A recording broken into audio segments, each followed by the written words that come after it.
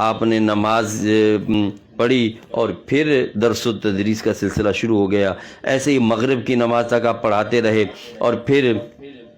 مغرب کے بعد بھی پھر آپ اسی طرح یہ سلسلہ آپ نے جاری رکھا اور پڑھاتے رہے۔ عشاء کی نماز پڑھنے کے بعد امام اعظم ابو حنیفہ رحمۃ اللہ تعالیٰ علیہ فرماتے ہیں وہ اپنے گھر چلے گئے۔ تو میں سوچ رہا تھا کہ آپ نے یہ صرف پڑھتے پڑھاتے رہے تو نوافل کب ادا کرتے ہوں گے، نفل عبادت؟ اور یہاں پر ایک بات میں عرض کرنا چاہوں گا عوام کے لیے، ناظرین کے لیے، کہ دیکھیں سب نوافل اپنی جگہ یقیناً بہت بڑی عبادت ہے، لیکن علم حاصل کرنا یہ نوافل سے بہت اعلیٰ و عرفہ ہے۔ اس لیے حضرت ابن عباس رضی اللہ تعالیٰ عنہ حدیث پاک روایت کرتے ہیں، فرمایا کہ جس نے من تدارس العلم ساعۃ من اللیل خیر من احیائها او کما قال علیہ السلام،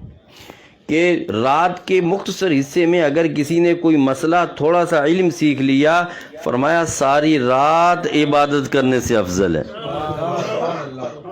اس لیے حضور اکرم صلی اللہ علیہ وسلم نے بھی یہ فرمایا، فضل العالم علی العابد کا فضلی علی ادناکم، ایک عالم کی فضیلت، مرتبہ اور مقام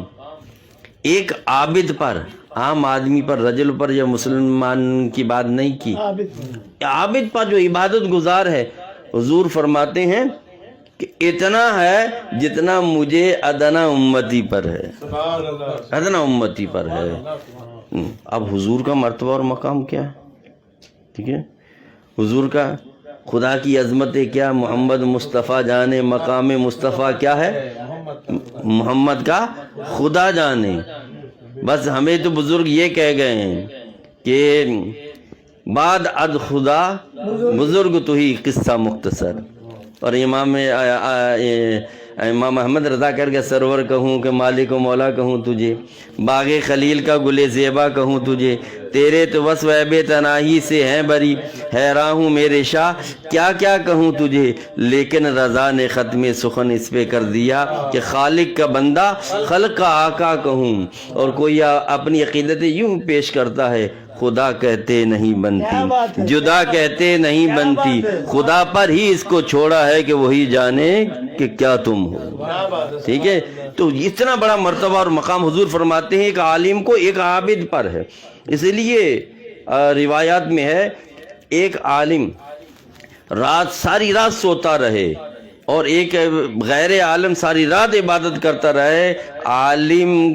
جو سو رہا ہے اسے اس آپ عبادت کرنے والے سے زیادہ اجر و ثواب ملتا ہے، اجر و ثواب ملتا ہے۔ اس کے باوجود بھی امام مصر بن کلام رحمۃ اللہ تعالیٰ علیہ فرماتے ہیں، تو میں دیکھ رہا تھا کہ نفل نہیں پڑھیں گے، کہتے عشاء کا تھوڑی دیر کے بعد دیکھا امام اعظم ابو حنیفہ رحمۃ اللہ تعالیٰ علیہ دوبارہ مسجد میں تشریف لے آئے، اور جب مسجد میں تشریف لائے اور نوافل پڑھنا شروع ہوئے، کہتے ہیں صبح صادق ہو گئی، صبح تک نماز پڑھتے رہے، اور صبح صادق فجر سے تھوڑی دیر پہلے آپ تشریف لے گئے، اور پھر جیسے ہی اذان ہوئی آپ دوبارہ مسجد میں واپس آ گئے، اور کب لباس چینج کیا تھا، اور پھر فجر کی نماز ادا کی، اور پھر تدریس کا سلسلہ شروع ہو گیا۔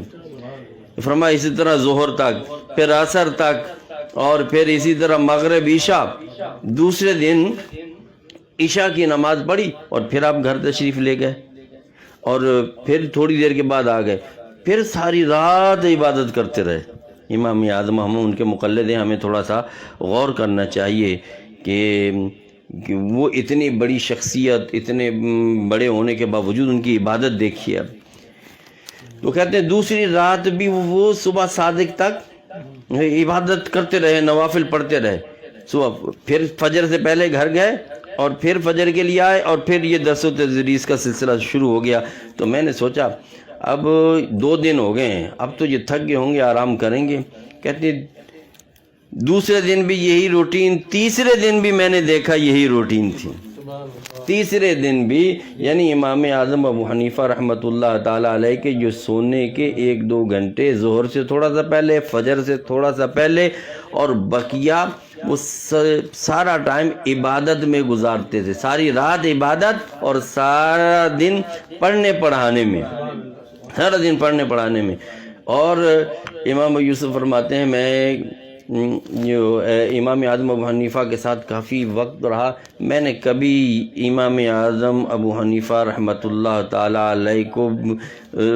روزہ افطار کرتے ہوئے نہیں دیکھا، کہ یعنی کہ روزہ چھوڑا ہو، ہر روز روزے کی حالت میں ہوتے تھے اور ساری رات عبادت میں گزارتے تھے۔